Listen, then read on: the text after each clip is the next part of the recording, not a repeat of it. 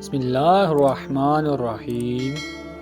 سرکار دو عالم حضرت محمد صلی اللہ علیہ وآلہ وسلم اپنے صحابہ کرام رضی اللہ تعالی عنہما کے درمیان تشریف فرما تھے کہ ایک یتیم جوان شکایت لیے حاضر خدمت ہوا۔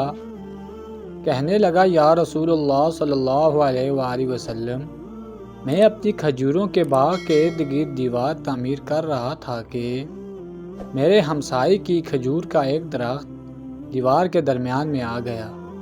میں نے اپنے ہمسائے سے درخواست کی کہ وہ اپنی کھجور کا درخت میرے لیے چھوڑ دے تاکہ میں اپنی دیوار سیدھی بنوا سکوں۔ اس نے دینے سے انکار کیا تو میں نے اس کھجور کے درخت کو خریدنے کی پیشکش کر ڈالی۔ میرے ہمسائے نے مجھے کھجور کا درخت بیچنے سے بھی انکار کر دیا ہے۔ سرکار دو عالم صلی اللہ علیہ وآلہ وسلم نے اس نوجوان کے ہمسائے کو بلا بھیجا۔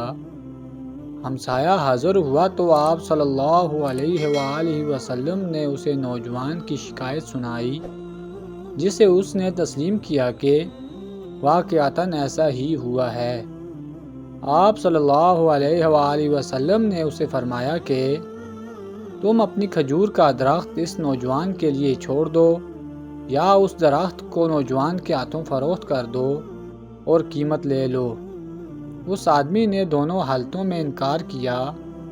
آپ صلی اللہ علیہ وآلہ وسلم کو ایک بار پھر دہرانا پڑا، کھجور کا درخت اس نوجوان کو فروخت کر کے پیسے بھی وصول کر لو اور تمہیں جنت میں بھی ایک عظیم الشان کھجور کا درخت ملے گا جس کے سائے کی طوالت میں سوار 100 سال تک چلتا رہے گا۔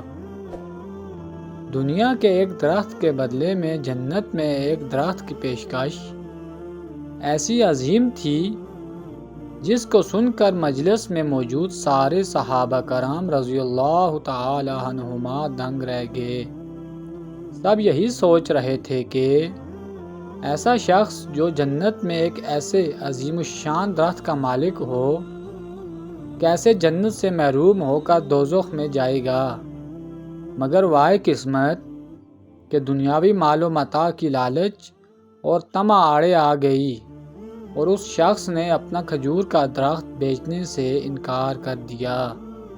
مجلس میں موجود ایک صحابی ابوالدحداح آگے بڑھے اور حضور اکرم صلی اللہ علیہ وآلہ وسلم سے عرض کی، یا رسول اللہ صلی اللہ علیہ وآلہ وسلم، اگر میں کسی طرح وہ درخت خرید کر اس نوجوان کو دے دوں تو کیا مجھے جنت کا وہ درخت ملے گا؟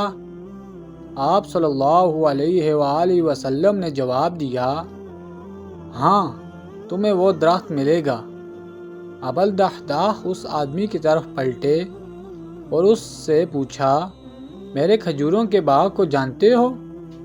اس آدمی نے فوراً جواب دیا، جی کیوں نہیں، مدینے کا کون سا ایسا شخص ہے جو ابوالدحداح کے 600 کھجوروں کے باغ کو نہ جانتا ہو؟ ایسا باغ جس کے اندر ہی ایک محل تعمیر کیا گیا ہے، باغ میں میٹھے پانی کا ایک کنواں اور باغ کے ارد گرد تعمیر خوبصورت اور نمایاں دیوار دور سے ہی نظر آتی ہے۔ مدینہ کے سارے تاجر تیرے باغ کی اعلیٰ اقسام کی کھجوروں کو کھانے اور خریدنے کے انتظار میں رہتے ہیں۔ ابوالدحداح نے اس شخص کی بات کو مکمل ہونے پر کہا، تو پھر کیا تم اپنے اس کھجور کے ایک درخت کو میرے سارے باغ، محل، کنویں اور اس خوبصورت دیوار کے بدلے میں فروخت کرتے ہو؟ اس شخص نے غیر یقینی سے سرکار دو عالم صلی اللہ علیہ وآلہ وسلم کی طرف دیکھا کہ کیا عقل مانتی ہے کہ ایک کھجور کے بدلے میں اسے ابوالدحداح کے 600 کھجوروں کے باغ کا قبضہ بھی مل پائے گا کہ نہیں؟ معاملہ تو ہر لحاظ سے فائدہ مند نظر آ رہا تھا۔ حضور پاک صلی اللہ علیہ وآلہ وسلم اور مجلس میں موجود صحابہ کرام رضی اللہ تعالی عنہما نے گواہی دی اور معاملہ طے پا گیا۔ ابوالدحداح نے خوشی سے حضور اکرم صلی اللہ علیہ وآلہ وسلم کو دیکھا اور سوال کیا، یا رسول اللہ صلی اللہ علیہ وآلہ وسلم، جنت میں میرا ایک کھجور کا درخت پکا ہو گیا نا؟ آپ صلی اللہ علیہ وآلہ وسلم نے فرمایا، نہیں۔ ابوالدحداح سرکار صلی اللہ علیہ وآلہ وسلم کے جواب سے حیرت زدہ سے ہو گئے۔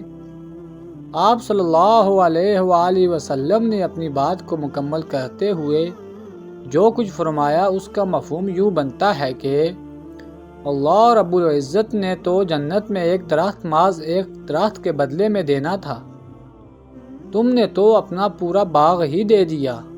اللہ رب العزت جود و کرم میں بھی بے مثال ہیں، انہوں نے تجھے جنت میں کھجوروں کے اتنے باغات عطا کیے ہیں، کثرت کی بنا پر جن کے درختوں کی گنتی بھی نہیں کی جا سکتی۔ ابوالدحداح میں تجھے پھل سے لدے ہوئے ان درختوں کی کس قدر تعریف بیان کروں؟ آپ صلی اللہ علیہ وآلہ وسلم اپنی اس بات کو اس قدر دہراتے رہے کہ محفل میں موجود ہر شخص یہ حسرت کرنے لگا کہ اے کاش وہ ابوالدحداح ہوتا۔ ابوالدحداح وہاں سے اٹھ کر جب اپنے گھر کو لوٹے تو خوشی کو چھپا نہ پا رہے تھے۔ گھر کے باہر سے اپنی بیوی کو آواز دی کہ میں نے 4 دیواری سمیت یہ باغ اور محل اور کنواں بیچ دیا ہے۔ بیوی اپنے خاوند کی کاروباری خوبیوں اور صلاحیتوں کو اچھی طرح جانتی تھی۔ اس نے اپنے خاوند سے پوچھا، ابوالدحداح کتنے میں بیچا ہے؟ ابوالدحداح نے اپنی بیوی سے کہا کہ میں نے یہاں کا ایک درخت جنت میں لگے ایک ایسے درخت کے بدلے میں بیچا ہے جس کے سایہ میں سوار 100 سال تک چلتا رہے۔ ابوالدحداح کی بیوی نے خوشی سے چلاتے ہوئے کہا، ابوالدحداح تو نے منافع کا سودا کیا ہے، ابوالدحداح تو نے منافع کا سودا کیا ہے۔ دنیا کی قربانی کے بدلے میں آخرت کی بھلائی، یا دنیا میں اٹھائی گئی تھوڑی سی مشقت کے بدلے کی آخرت کی راحت۔